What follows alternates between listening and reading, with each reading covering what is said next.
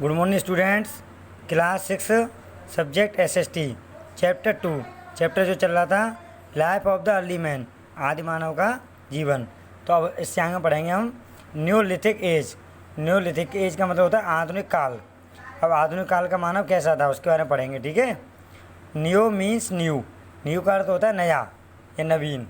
During this period man appeared new stones tools which were harder and stronger. During this period, इस काल के दौरान, man prepared, आदमी ने जो मनुष्य था उसने प्रिपेयर तैयार कर लिए न्यू स्टोन टूल्स, नए पत्थर के औजार, विच वर हार्डर एंड स्ट्रोंग, जो कठोर और मजबूत थे।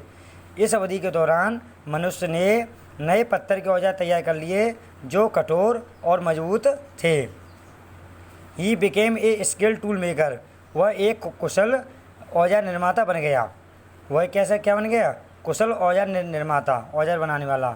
He started polishing and grinding he tools and weapons, उसने स्टार्ट शुरू कर दिया पॉलिश एंड ग्राइंडिंग और पहने करना ही टूल्स, अपने औजार और हथियारों को। उसने अपने औजार और हथियारों को पॉलिश, चमकदार बनाना और ग्राइंडिंग मतलब धारदार बनाना शुरू कर दिया।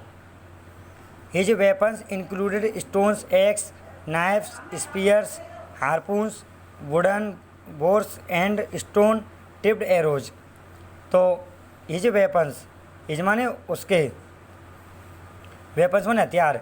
हिज वेपन इंक्लूड स्टोन, उसके जो हथियार थे पत्थरों के अतिरिक्त एक्स कुल्हाड़ी, नाइफ्स चाकू, स्पेयर्स, स्पेयर्स माने भाले और हारपून्स, हारपून्स माने बर्छी, वुडन बोर्स, वुडन बोर्स लकड़ी के जो चोल होते हैं, एंड स्टोन टिप्ड एरोज। और स्टोन टिप्ड एरोज का मतलब होता है कि जो पत्थर से लगे हुए जो तीर होते हैं वो वाले, ये सभी उसके हथियार थे। The remains of such tools have been found in different parts of the world. The remains of such tools, ऐसे हथियारों के अवशेष, जो उसके जो हथियार थे, इन हथियारों के जो अवशेष थे वो विश्व के विभिन्न भागों में पाए जाते हैं। इन इंडिया, भारत में, they have been discovered in Kashmir, Assam, Bengal and Orissa.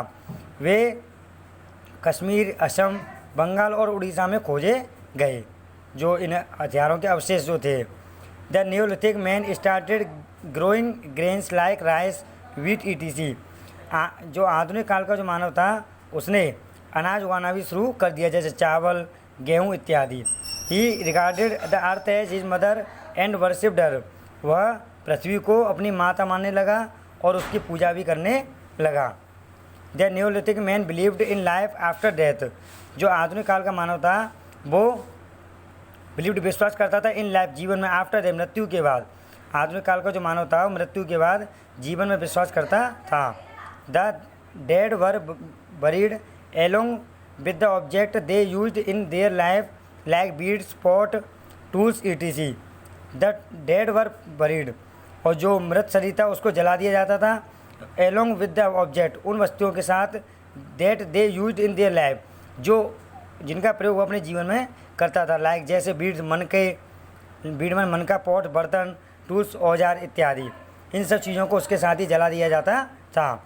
It was believed that they might need them in another life. It was believed, यह विश्वास किया जाता था कि that they might need them, कि उसको दूसरे जीवन में इन सब चीज़ों की आवश्यकता पड़ेगी, जिन चीज़ों का आविष्कार वह इस जीवन में करता था।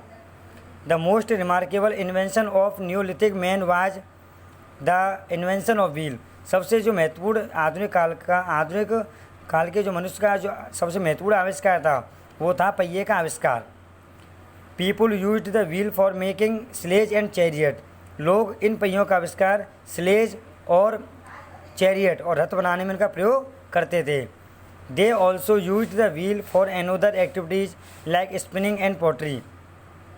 दे माने वे, ऑल्सो यूज द व्हील, वे उस पहिए का आविष्कार फॉर अदर एक्टिविटी, दूसरे क्रियाकलापों में भी करते थे, लाइक जैसे स्पिनिंग, खताई करने के लिए, और पॉटरी, पॉटरी माने क्या होता है, मिट्टी के बर्तन बनाने के लिए, खताई करने के लिए और मिट्टी के बर्तन आदि बनाने के लिए इन सब चीज़ों का प्रयोग करते थे उस पहिए का आविष्कार, पहिए का प्रयोग।